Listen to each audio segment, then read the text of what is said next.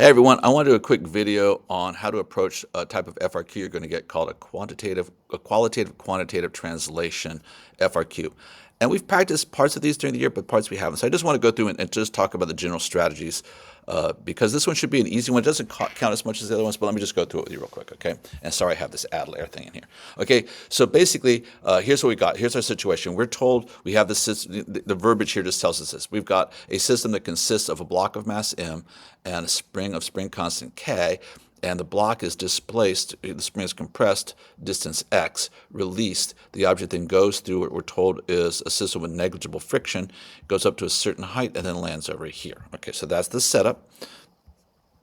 And we're told that the scenario is now repeated using a stiffer spring with a spring constant that's greater value than k, than the original one. And they said the stiffer spring is compressed the same distance and the same box is used. So all I'm changing is k. Okay, so it says indicate how using a stiffer spring would affect the maximum height reached by the box. But look at what it says next. And explain why without mathematically deriving a relation for h.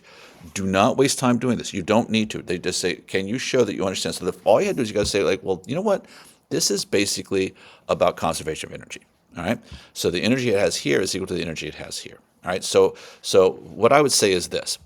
If k is greater but x is the same, then I have more mechanical energy here. So I have to have more mechanical energy here. And so now what happens is it's going to be released with a greater velocity. All right, so that means it has a greater vertical component velocity. So it's going to reach a greater height. Right? We're done. Okay. So that's all I have to say there.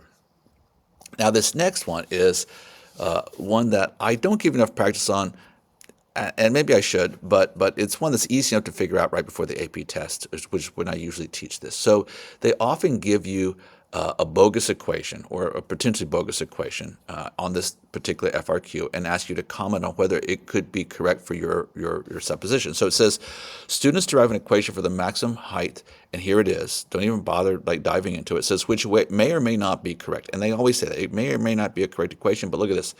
Is the equation consistent with your claim from part A? Now, my claim was, correctly, that increasing the stiffness of the spring, K, would increase the height, H. So all I have to do is I have to look at this and say, if K gets bigger, does H get bigger? Yes. And I just have to explain that according to this equation, there is a direct relation between K and H. That they're directly proportional to each other. And so if I increase K, I increase H. Now, there are times when you're going to an equation like this where you have to think about the proportionality itself, not whether more gives you more, but proportionally more. So there may be cases where you have to look at it and say, well, in the correct equation, k should be a square root, or it should be squared, and you have to comment on that. But in this case here, it's just whether or not there was a direct relationship here. Okay, now I give you these a lot, but let's just talk about this here. So it says two students are discussing the motion of the box from its maximum height, and they make the following statements. So they're going to ask us about statement one, student one and student two, so I'm just going to look at student one first. So student one says, the speed of the block at its maximum height is 0 because the kinetic energy is at a minimum at the top of the trajectory. All right, so it says, which of the underlying phrases of student one's statement are correct if either? If neither is correct, write none. Notice they don't say justify, so you do not waste time justifying. All you have to do is write this here. You'd say the speed of the block at its maximum height is 0. This is what I might say the student is, I'm sorry, which way is correct? Careful about that, which is correct. You would say the kinetic energy is at a minimum at the top of the trajectory. All right? And it says which one of them is incorrect. All you have to do is write the speed of the block is at the maximum height is 0. Because if it was going 0, it wouldn't be traveling horizontally. You don't have to justify. Now, you might want to just make sure you say, the student is incorrect when they say this and correct when they say that. All right. But other than that, you don't have to. And we don't have to go through the same one. It's the same thing. Now, consider a system with a box and the spring, but not Earth. How does the energy of the system when the spring is fully compressed compare to the energy of the system the moment immediately before the box hits the ground? And it does say justify your answer.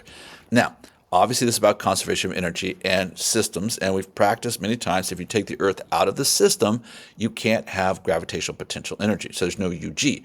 But be careful, because that may be true, but in this scenario, we want to know about it when it's fully compressed, UG is 0, and when it's about to hit the ground, again, UG is 0. So in this case, the energy would be the same regardless, because at first it has all spring potential, at the end it has all kinetic. Now, if they'd asked you at the top of the trajectory, which I think they have alternate versions, in which case you'd say, well, it has more energy to start with than it does when it's at the top of the trajectory because negative work was done by Earth on its way upwards.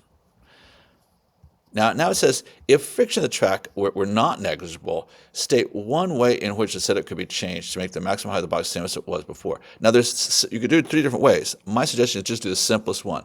Okay, so now negative work is going to be done by friction.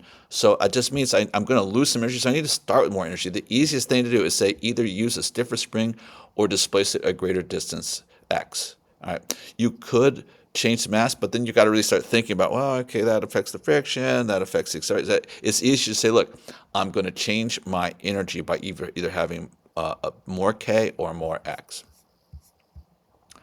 And then here it says the graph below shows a horizontal component of displacement. And it says right there, horizontal displacement as a function of time.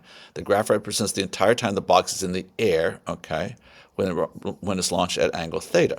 Okay, how would the slope of the graph be different, if at all, if the ramp were at a larger angle theta, but still less than 90 degrees? So here it's just about two-dimensional kinematics. So essentially what we're saying here is, if this is steeper, that means a greater proportion of its velocity is going to be directed vertically, and a smaller component is going to be going horizontal. So it has less horizontal component. So I just draw a line here that's below that one, but still has a straight line because it's still traveling horizontally at a constant speed. So you see, these really aren't hard, but you have to understand what basic area of physics is coming from. This one was all about conservation of energy. It may be all about conservation of momentum or rotation motion, whatever. But the trick is answer the things that you have to answer. Be careful when you read the prompts, but don't spend time writing down equations when they don't want you to. Okay, thanks for watching. Don't worry about how you can do an AP test. You're going to do great. We have plenty of time to get ready, and I just appreciate you watching this video for me.